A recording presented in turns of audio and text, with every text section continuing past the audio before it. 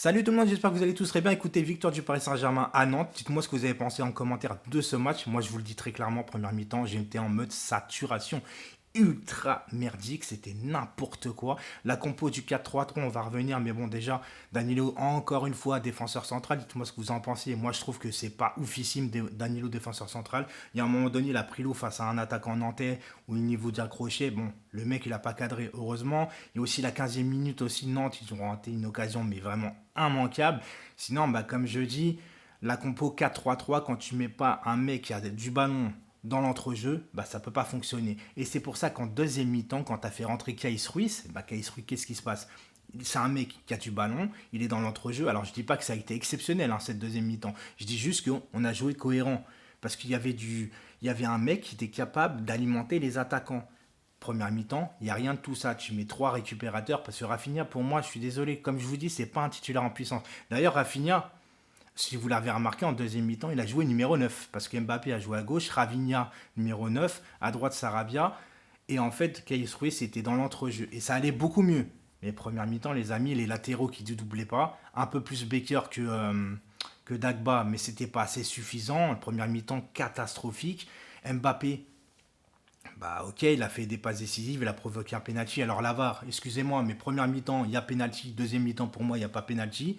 L'Avare contrôle les deux penalties. Alors, c'est clairement, première mi-temps, même si Mbappé perd l'équilibre au début, il se fait faucher. La VAR doit signaler à l'arbitre qu'il y a penalty. Deuxième mi-temps, il n'y a pas. Et la VAR dit que oui, il y a penalty. Parce qu'en plus, l'arbitre attend la décision de la VAR.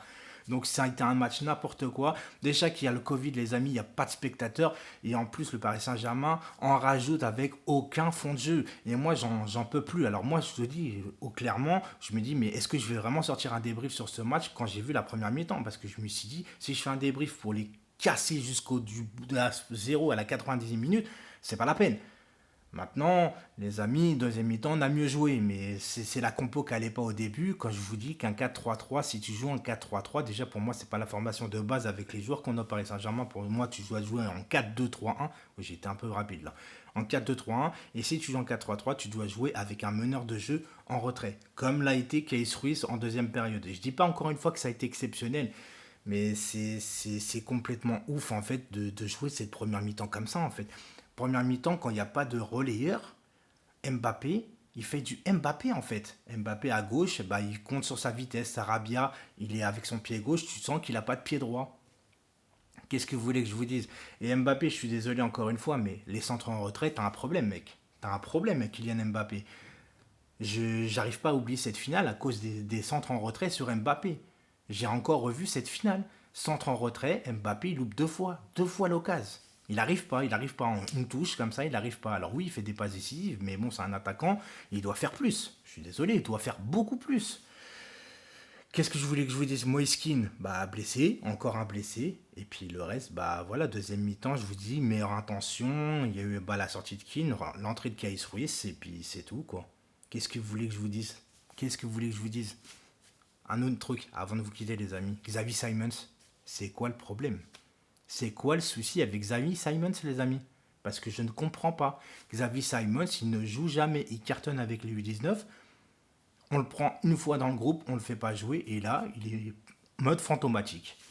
Écoutez, je comprends pas, j'ai du mal. Je finirai pas cette vidéo encore une fois par je suis désolé, vous allez me dire que je m'en prends à lui, mais Tourelle, s'il te plaît, démission ou Doha, licenciement, tout ce que vous voulez, mais moi j'en peux plus, je sature. Alors oui, deuxième mi-temps ça a été mieux, mais là moi je prends pas de plaisir les amis. Alors certains vont me dire ouais mais attends on gagne 3-0, t'es gourmand, c'est pas le score les amis. Moi je préfère voir un 2-0 avec un meilleur contenu qu'un 3-0 comme ça où tu te fais chier.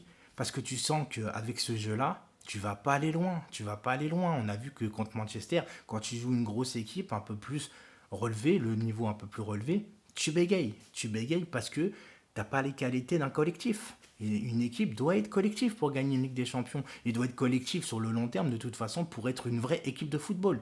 Pas comme ça. Vous voyez? Allez, ciao.